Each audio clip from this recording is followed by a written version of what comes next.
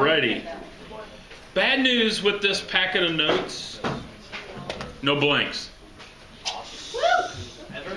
Yes. This packet, yeah. Yes. Also, this is actually a continuation from the last packet. That's why we only did a quiz, because what we did in the last packet actually segues into this. And actually, let's move to, whoops, turn it on. Talk amongst yourselves for a moment here. Okay, so now, you'll notice that we talked about Charles' law, Boyle's law, and Avogadro's principle. What is the one common variable in all three of those? Volume, right. So what we can do is we can actually take all of these variables together and combine them into one equation that looks like this.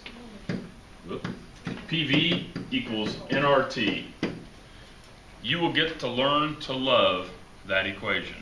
In other words, the P again represents pressure, the V represents volume, the N represents number of moles, T represents temperature. The R is the only variable that you haven't seen before, and that's actually a constant. And the constant is given to you. So we talked about atmospheres, and we also talked about kilopascals. So the two constants that you'll be given are right here. So you'll have that constant and that constant. The only difference between those two values, there's actually two things: the value itself and the unit that's in the R value. Okay? So if you're working with a pressure that's in kilopascals, you're going to use this R value. If you're working in a pressure that's in atmospheres, you'll use the atmospheres. There is another R, and it's in torr, but I'm not going to give it to you.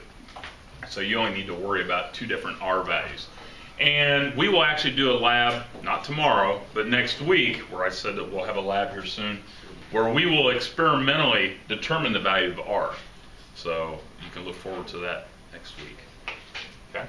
So nothing new with the volume, the pressure, the temperature. The only thing that's really new is that equation PV equals nRT and using this constant. So here's an example problem. Exciting, awesome. Hey, let's go right to the practice problems.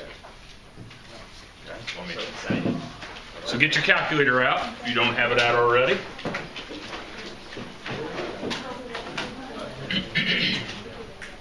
And here's the first question.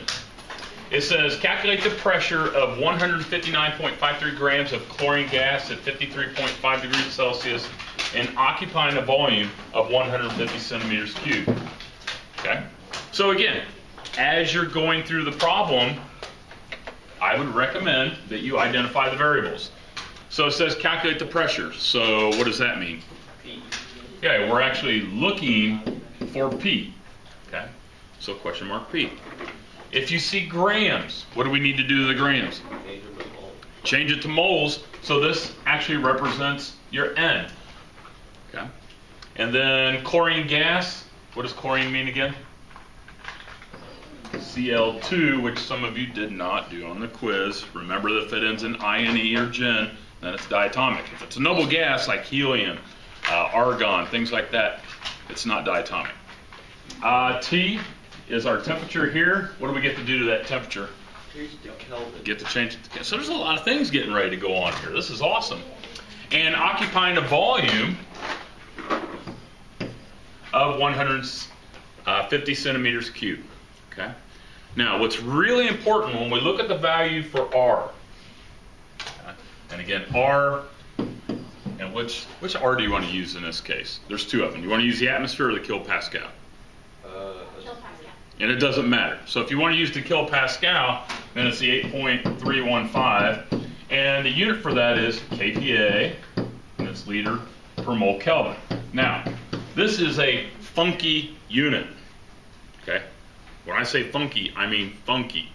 Because you're not going to see another unit that looks something like this.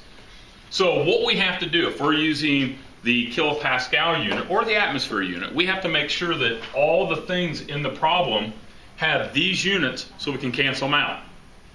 Okay? So when I look at, say, my 159.53 grams of chlorine, I need to change those grams into moles.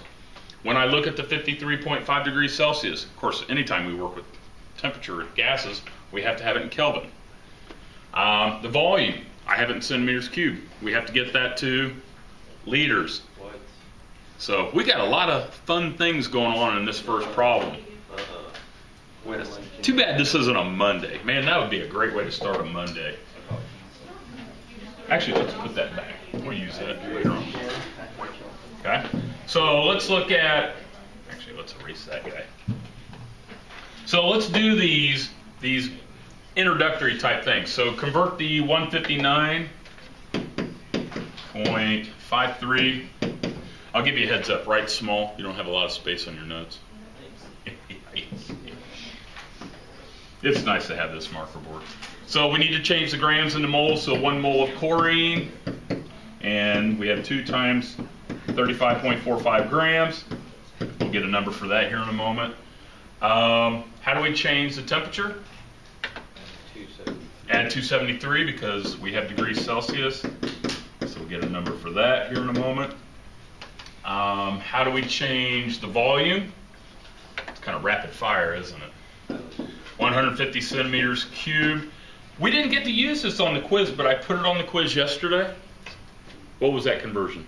1 centimeter cubic, 1 meter. Yeah, 1 centimeter cubed equals 1 milliliter. Okay? You didn't get to use it, but I put it on there. So make sure you know that conversion. And these are both volume units, centimeter cubed, milliliter. So what would I do next? Change milliliters. Good, change milliliters to liters, and there's 1,000 milliliters in a liter. Okay, so that one I can do in my head. 150 liters. Temperature, what is that? 326. Is that right? 326.5. And anybody get a number for the moles? 2.25. 2 point. What is it? 2.25. 25? Okay. All right.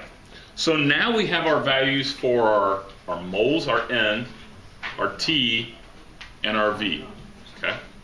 All right. So let's do this. So we want to use PV equals nRT. Okay. Which variable are you solving for? P. So again, just like what we did on the quiz, let's get all the known variables, in other words, the values that we know, or the variables that we know that have values, to one side of the equation and leave the one unknown all by itself. So since we're looking for P, we're going to divide V on both sides. So now the equation looks like this. P is equal to nRT over V. Okay. That was one reason why I said we need to rearrange variables, because we're going to be, after this, you're going to have some more fun ones. Okay, I'm just building up the excitement here. So, oh, yeah, it gets better. Peter, you all right, man? Yeah. All right, so let's go ahead and plug in the values. So our number of moles, 2.25 moles. The R, we're using the kilopascal one. So we're going to go 8.315, and again, put your units in here. Now I'm going to move this so you can see this. Let's move you here, and you come over here. We'll do that. Good. You over here. Okay. And this is interesting. Okay. Now, since we have all those units on there, we want to leave them there. But what I don't want to do, let's put the liter on there. I don't want to put double division lines. So the mole Kelvin is on the opposite side of the R value. So I'm going to put it on the opposite side. It just cleans things up. All right. I know. It'll make sense here in a second. Because your R is kilopascals times liter divided by mole Kelvin. Okay. Temperature, we said, was what again? 326.5. Bless you. And then the volume was 0.15. Okay. Now, let's cancel units. Okay. Who can we cancel? Liters. Liters can go away. What else? Kelvin. Mole. What else? Mole. Kelvin, right? So what is left? Kilopascal. And I know I've said this earlier, but I mean it when I say it.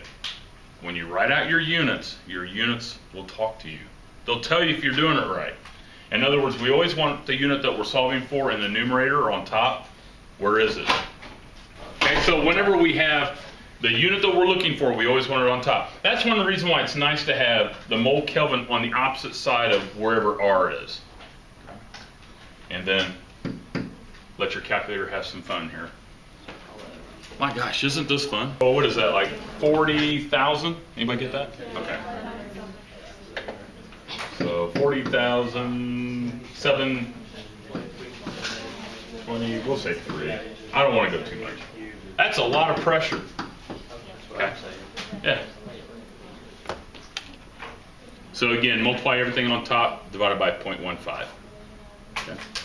But the most important part of this question was doing the legwork ahead of time. Now, unfortunately, not all the questions are going to be like this.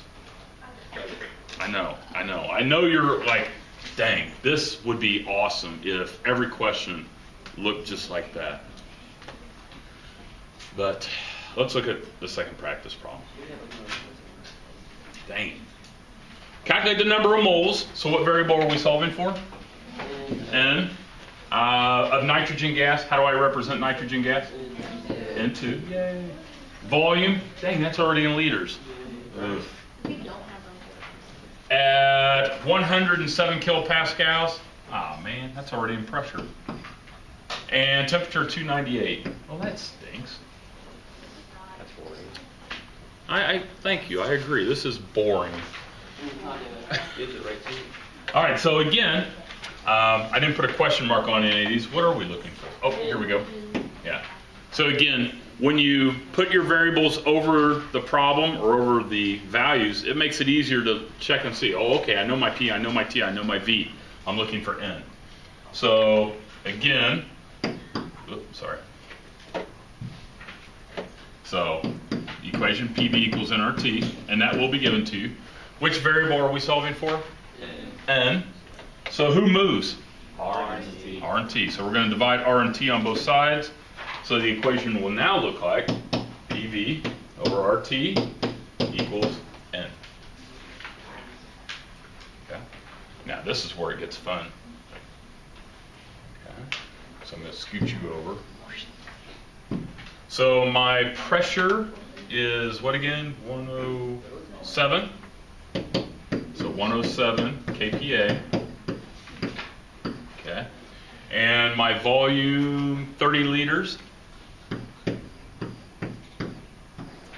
Which are we going to use, the kPa or the atmosphere? Let's switch it up this time. Well, we can. It's in kPa. I don't want to. You don't want to have to convert from kilopascals to atmospheres if you don't have to. Let's do the 8.31. So the 8.31, good. So it's 8.31 kPa liter and mole Kelvin. Now, some of you would do this. Some of you go, oh yeah, I'm going to put the mole Kelvin down there. Nope.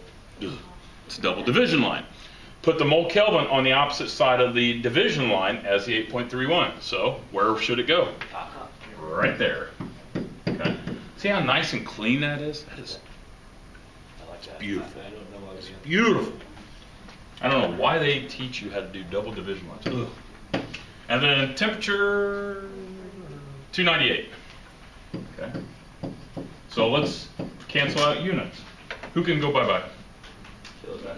kPa is gone. Liters. And Kelvin, right? That's what we're And N is moles. So again, it's very simple when doing this that, yeah, I know time is of the essence. It takes you an extra 7.32 seconds to write these units in on your problem. But it's an easy point, so make sure you put those in there. Nah, my bad. Again, don't get old. Your eyes start to mess with you. So I'm going to say 1.30. And it is moles. The ones are part of your homework. All right, now, if you thought using PV equals nRT one time per question was awesome. No. You'll love it now. Because we use it twice. You get to use it twice. And what this is doing is actually helping to support like Boyle's Law, Charles' Law, Avogadro's principle, and a few other things that we didn't talk about relationship-wise. But it's really more of an organizational type problem than anything else. Getting back to the before and after situation, don't freak out. Really, don't freak out. It's a lot easier than you think. It's just a little more work, but a little more work translates into a little more points, a few more points. Okay? And unfortunately, looking at all of this looks fun, but really we need to work out an example problem. So let's go right to it. I like it. I know. I like it. Like the way you think. I'm liking the way I think. All right, so here's our situation, or the problem. I still want you to identify what you know. That's a good habit to get into. So it says a sample of hydrogen gas at a temperature of 40 Kelvin, so it's a 40 Kelvin, T1, changes its volume from 50 liters, so V1, to 30 liters, V2. What is the new temperature after the reduction in volume? Okay. So you're actually looking for T2. Okay. So if you took the quiz yesterday, you know what equation to use, don't you? Yeah. Yeah. How did we get that equation? Yeah, Mr. Creighton's a nice guy, gave it to us. But the reality is we used this, but you didn't know it. Okay. So in other words, you have an initial volume and you have an initial temperature. You have also PV equals nRT twice. You have a final volume and you have a final temperature. Okay. Isn't that neat? Oh my gosh, doesn't this look like fun already? Why didn't you just show us at the beginning? Why can't we just use the other? Yeah. Because they won't all be this clean. Oh my god. Yeah. Oh my gosh. Now what you want to do is organize your thoughts and say to yourself, all right, so I've got my original P, my original V, my original N, my original T. My final P, my final V, my final N, and my final T. Okay? And let's put some values with these. Now, the good news is, unfortunately, does P change? So P1 is equal to P2.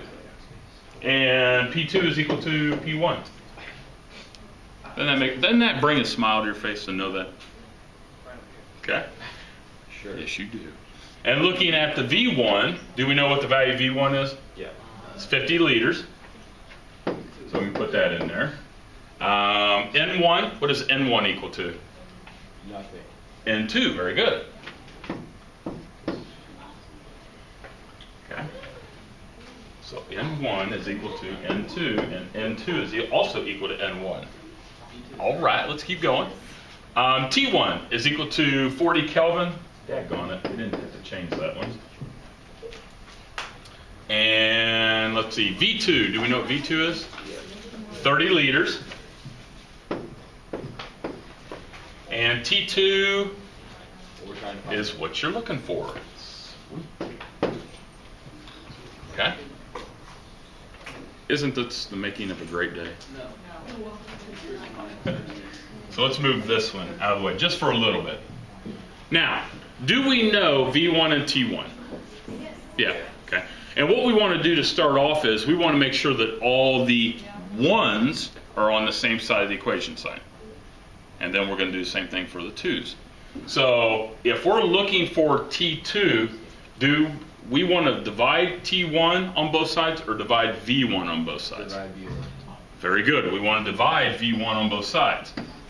Why? Why did you choose that? Because that was how the last equation. Say again? That was how the equation was when we did the quiz. Because we're looking for a T value, so we want T on top. Yeah. Good. Translation for those of you watching at home. So now we have this, which is... Oh, Okay. Now, we want to make sure that all the known variables are together. So what do you do with N and R? Breakfast. Oh. That's right, we're going to divide both of these on both sides. So now we have the equation this, which is equal to T1 over V1. Do these change? No. No. So what we can technically say is that T2 over V2 is equal to T1 over V1, right? Yeah. Good. Which is also equal to P and N and R, which don't change for this problem. So what can we say about P, N, and R? They're not there. So now we have this equation, which looks very familiar. Isn't that awesome? Okay, once we have this equation here, now we do like what we did yesterday. Do we have to show that every time? No. No. But let me remind you, there's not just Boyle's, Charles, and Avogadro.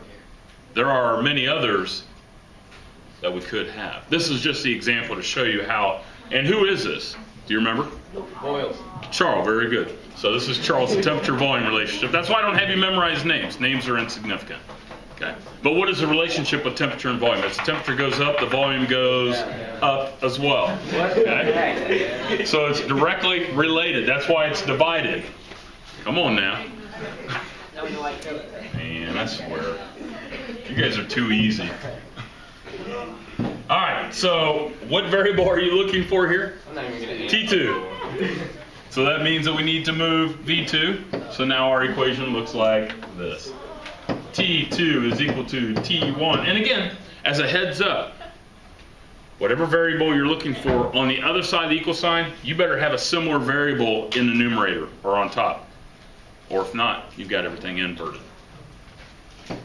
which you know is bad. Okay. And then from there, let the magic of plugging and chugging take place. So we have our T1, which is 40 Kelvin, times our V2, which is 30 liters, divided by our V1, which is 50 liters. What unit cancels out? Liters. And that'll give you something in Kelvin, a smaller value. 24, is that one I'm here? Okay. Okay. We don't have to do all this. We just have to go to the T. That's why we're doing it, because it confuses everybody at the beginning. After you do it a couple times, then it gets super easy. Okay? Let's look at the last practice problem. Okay? All right. It says a sample of radon gas at a pressure, so we have P1, and a temperature T1. Now, did we have a pressure-temperature equation? Yes.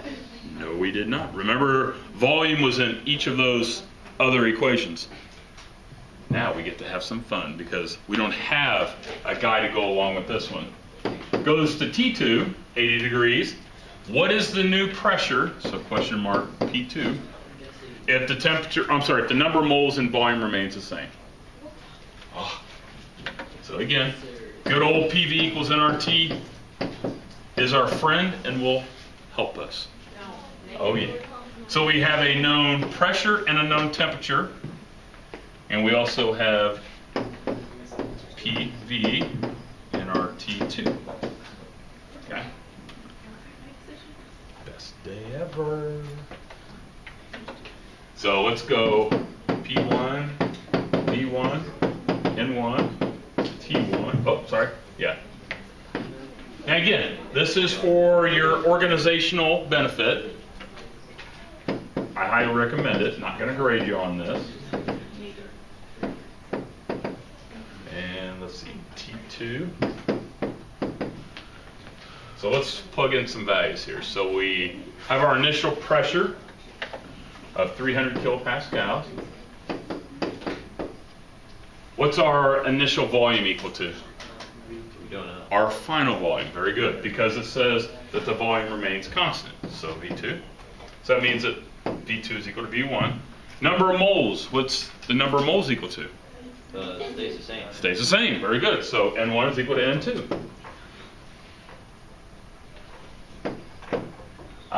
Temperature. Uh-oh. 100 degrees Celsius. Which is a bad number, so we need to change that to Kelvin. So we have 393, is that right? So 393. Oh, we have another bad number, 80 degrees. So what is that? 353. 353. Okay.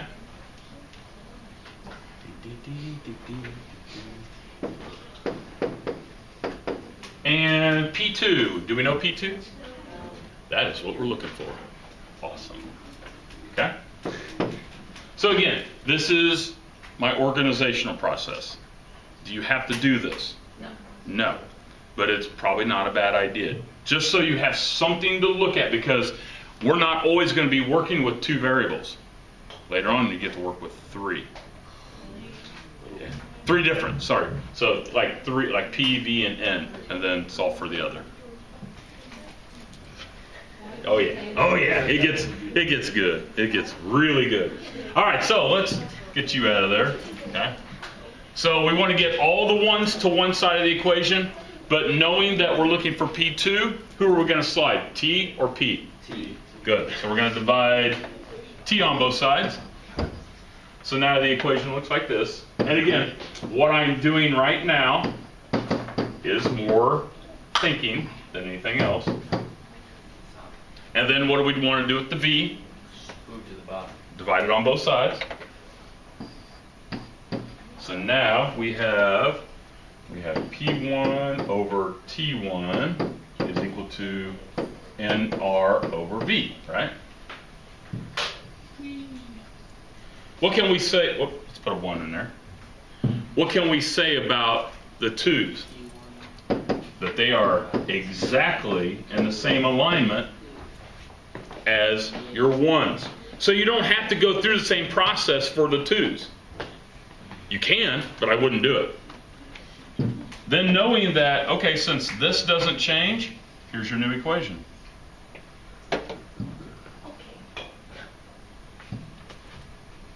So once you have your equation, now we solve for the unknown. And who are we solving for? P2. So T2 gets multiplied on both sides. So now your equation looks like this. P1 T2 divided by T1 is equal to P2. And then plug and chug. So P1 is 300 kilopascals. T2 is 353. Divided by 393. So it looks like our pressure is going to go down. What is it? 269. 269? 0.5, sorry. Okay. So really don't freak out. It's not that difficult. There is some groundwork that you have to do to get yourself prepared to move it. And really, if you took this out, and I wouldn't suggest you do that, but if you took that out, then that kind of speeds things up a little bit. You are correct. Yeah, so the final pressure is 269. Thank you. Okay, so the homework is the 1's and the 2's.